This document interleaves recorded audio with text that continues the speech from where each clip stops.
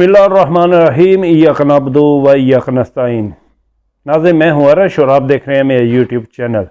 ناظرین، اس وقت کی سب سے اہم خبر جو انٹرنیشنل میڈیا پر گردش کر رہی ہے وہ یہ کہ کیا ایران نے انڈر گراؤنڈ ایٹمی دھماکے کر لیے؟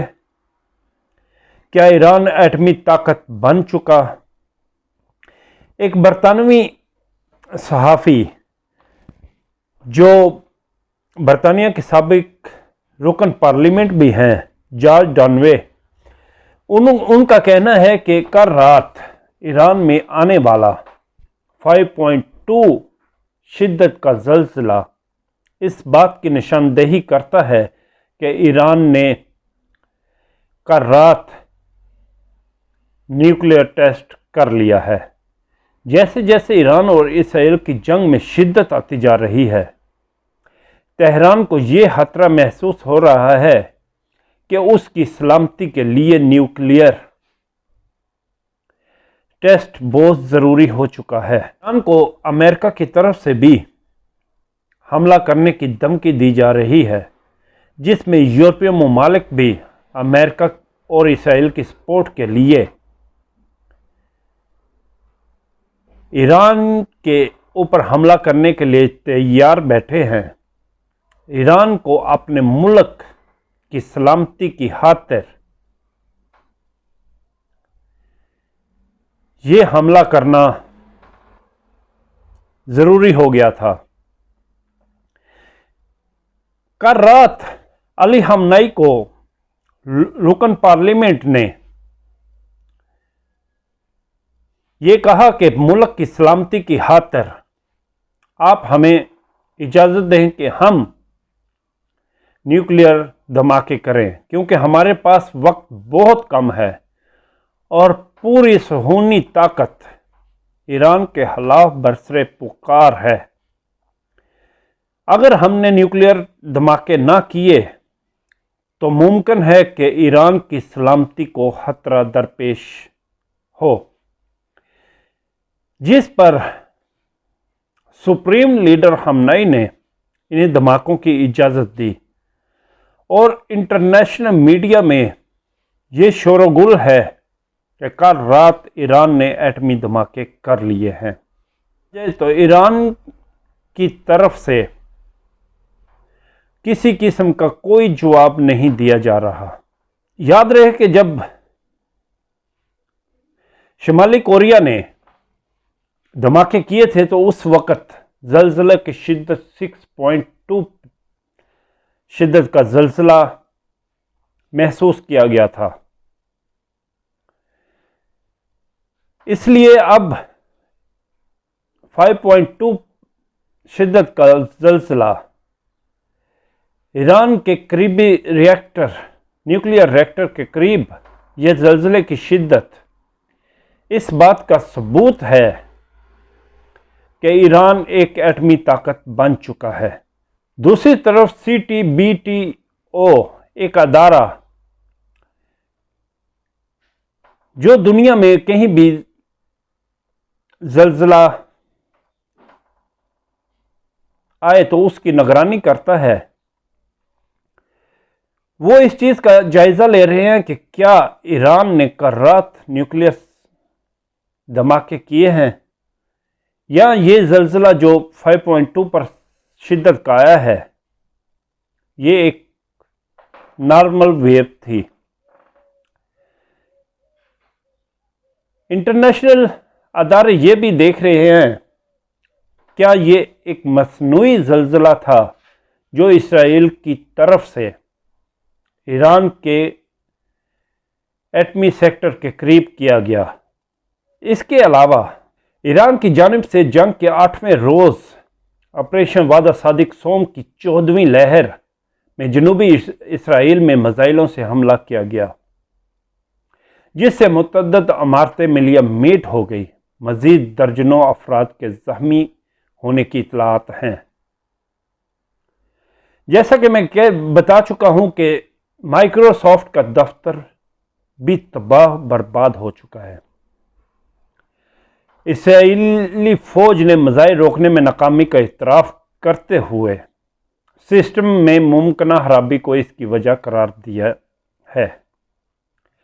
اسرائیلی میڈیا کے مطابق ایران نے جمعے کی صبح ایک مرتبہ پھر اسرائیل پر میزائلوں کی بارش کر دی ہے۔ اسرائیل کے شہر بیرشیبا میں ایک میزائل گرنے سے مائیکروسافٹ آفس کے قریب بڑے پیمانے پر آگ لگی ہوئی ہے۔ بحیرہ مردار میں ڈرونز کی دوبارہ پروازوں کے بعد بلاسٹک میزائل داغے گئے ہیں۔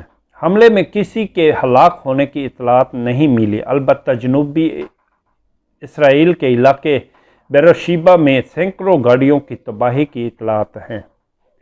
ناظرین، جیسا کہ اسرائیل نے لوکل تمام میڈیا مینج کیا ہوا ہے اور عوام کو بھی اس چیز کو چھپانے کے لیے قائل کیا ہوا ہے کہ وہ کسی قسم کی ویڈیو بنا کر سوشل میڈیا پر نہ ڈالیں، اس لیے وہاں ہلاکتوں کی اطلاعات بہت کم مل رہی ہیں۔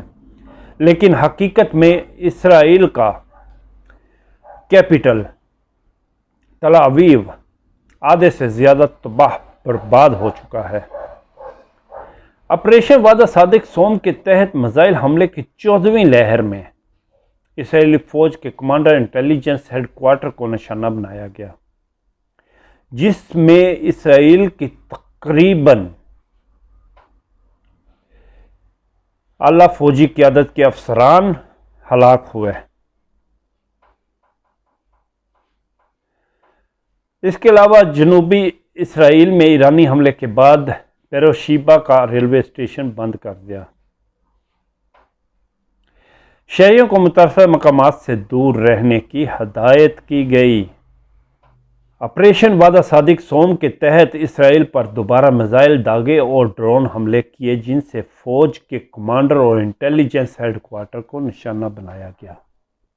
دوسری طرف اسرائیلی فوج نے دعویٰ کیا ہے کہ رات بھر تہران میں درجنوں حملے کیے گئے، ان میں 60 طیاروں نے حصہ لیا اور 120 اہداف کو نشانہ بنایا۔ ان حملوں میں میزائل بنانے والی فیکٹریوں کو نشانہ بنانے کا بھی دعویٰ کیا گیا ہے۔ ایرانی ذرائع ابلاغ کے مطابق صوبہ گیلان کے علاقے رشت انڈسٹریل سٹی میں دھماکے کے نتیجے میں آگ لگ گئی۔ ادھر اسرائیلی سائنسدانوں نے ایران کے میزائل حملے میں اسرائیل کے بڑے تحقیقی مرکز وائز مین انسٹی ٹیوٹ کو پہنچنے والے نقصان کا اعتراف کرتے ہوئے کہا ہے کہ ایرانی میزائل حملے نے ان کی تحقیق کو کئی سال پیچھے دھکیل دیا ہے۔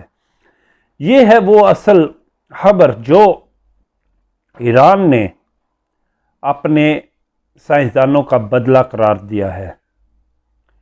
ایران کا کہنا ہے کہ جیسے کہ ایران کے سائنسدانوں کو شہید کیا گیا، ایسے ہی اسرائیل کے سائنسدانوں کو اس وائز مین انسٹی ٹیوٹ میں ہلاک کر دیا گیا ہے۔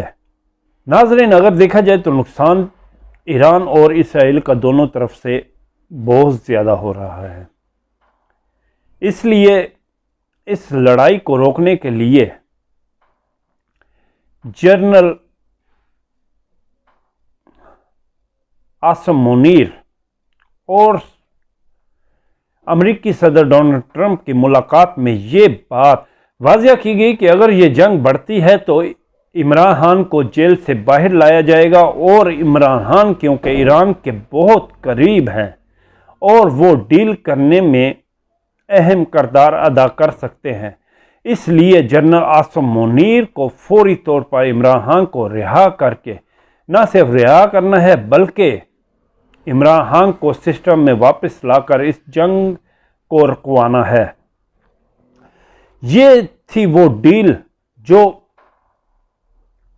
کھانے کی میز پر فیلڈ مارشل عاصم منیر سے کی گئی، کیونکہ اسرائیل کو اب اس کی سلامتی کا خطرہ لاحق ہو چکا ہے، جس کی وجہ سے انہیں ایک ایسی شخصیت کی ضرورت ہے جو اس ڈیل کو کنفرم کرے کہ ایران اسرائیل کے اوپر مزید حملے نہیں کرے گا۔ دوسری طرف یہ بھی دیکھا جا رہا ہے کہ حکومتی ذرائع میں ایک تشویش کی لہر دوڑ چکی ہے اور فیلڈ مارشل صاحب کا دورہ طویل سے طویل ہوتا جا رہا ہے۔ حکومتی ذرائع کا کہنا ہے کہ فیلڈ مارشل اب اس حکومت کو اس ڈیل کے مطابق کہیں گھر نہ بھیج دیں، اس لیے وہ اپنے ذرائع سے یہ کنفرم کرنا چاہ رہے ہیں کہ اس ڈیل کا مقصد کیا ان کی حکومت کو گھر بھیجنا ہے یا اس حکومت کے ساتھ مل کر اس جنگ کو رکوانا ہے۔ شہباز شریف نے بھی ایک انٹرنیشنل میڈیا کو انٹرویو دیتے ہوئے کہا ہے کہ وہ دونوں فریقین میں صلح کا معاہدہ کروانے کے لیے تیار ہیں، لیکن ایک اردلی لیلا اور ایک جسے فیلڈ مارشل صاحب نے کتے کا نام دیا، وہ انٹرنیشنل میڈیا کے لیے کیا اہمیت رکھے گا۔ ہم امید کرتے ہیں کہ یہ جنگ رکے گی اور اس جنگ کو رکوانے میں اہم کردار ہمارا لیڈر، پاکستان کی قوم کا مرشد عمران خان ہی یہ فریضہ سر انجام دے گا۔ امید ہے آپ کو میری یہ ویڈیو پسند آئی ہوگی۔ اگر پسند آئی ہے تو پلیز سبسکرائب اور لائک کریں تاکہ میری آنے والی تمام ویڈیو آپ تک پہنچ سکیں۔ اپنا اور اپنے قریبی رشتہ داروں کا خیال رکھیے گا۔ خدا حافظ۔